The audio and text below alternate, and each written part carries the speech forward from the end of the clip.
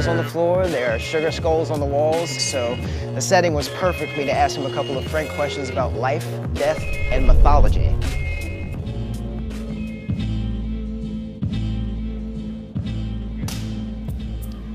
So, we are sitting on top of a Mesoamerican muralist painting of a clock.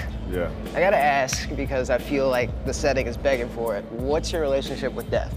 A comfortable one. Yeah? It's a comfortable one. It's an understanding. You can't have life without death, can't have light without the dark, right? So it's an acceptance of that. When it came time to decide whether or not I should retire, that's really an acceptance of that mortality that all athletes face, right? And if you combat it, you'll have always that inner struggle within yourself, you know what I mean? And so I'm comfortable with it.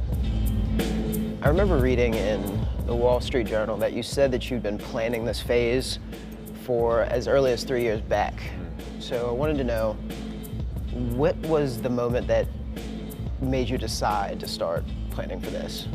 Well, the injury. When I injured my Achilles, then it became something where it's okay, this is immediate. Right? The end of my career could be now.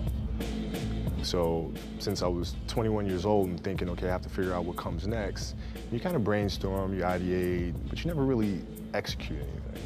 And when the injury happened, it was like, okay, no, I need to start building now, right? And that's when the turning point was for me. Okay.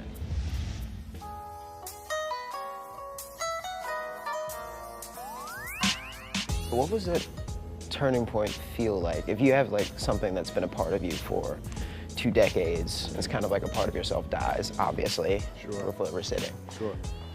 It's exciting.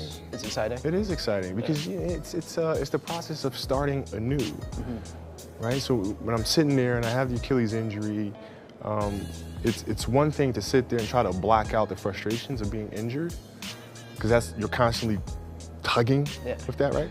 As opposed to simply replacing that with a new challenge, right? Something that gets you excited. So now you're not focused on not being depressed. You're focused on the excitement of building something new. And so it was extremely exciting, man, having to figure something out and build it from the ground up. Well, you said in the earlier Q&A that you now no longer have to obsess over the Russell Westbrooks and Kawhi Leonards of the world, but being that you used to get up at like 3 a.m. to shoot thousands of jump shots, what do you obsess over now? Well, storytelling for me is the number one thing. It's writing, it's outlining, it's creating narratives that can inspire the next generation of athletes, right? What are those things? And not from merely a documentary perspective, but from a fantasy perspective, from a mythology perspective, right? What are those stories that we can use to teach the next generation of athletes, not just about the sport, but teach them about life through sport? How do we make those connections? And so that's what I obsess over every single day.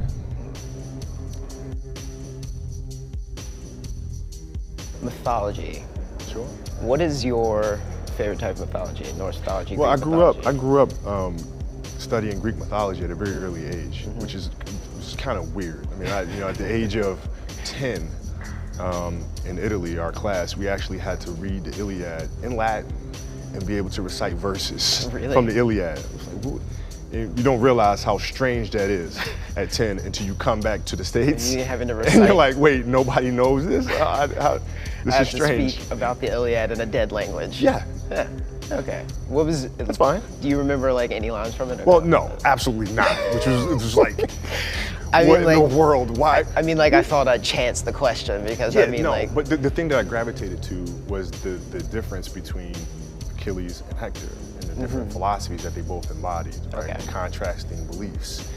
And who did I see myself more in, right? And even at that early age, I'll say, okay, Achilles is more interesting. I think as a kid, Achilles is always more interesting because he's more aggressive. You seem Troy, right? Yeah, obviously. well, of course. Yeah. But he's not bound to the limitations of others' perspective of him. He's bound completely by results. Exactly. Okay. And the execution of it, right? So those are very complex and complicated issues for a kid at 10 to start understanding. Of course.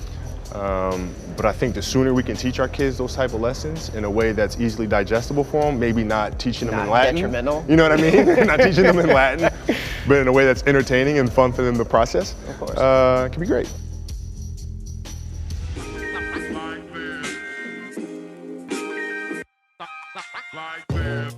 I have to ask this because I'm dying to know. What do you think happens after you die? I don't know. You don't know? No, I don't know, but I'll know when I die. It's not a question that You know what I mean? Like obsess it's like it's really, to me it's that simple. over? Okay. I don't know. We'll see. Just see when you get there. Yeah. Well, I appreciate your time. You got it. Thank you for answering my questions. You got it, man. Exceptionally strange. I know. How weird is that?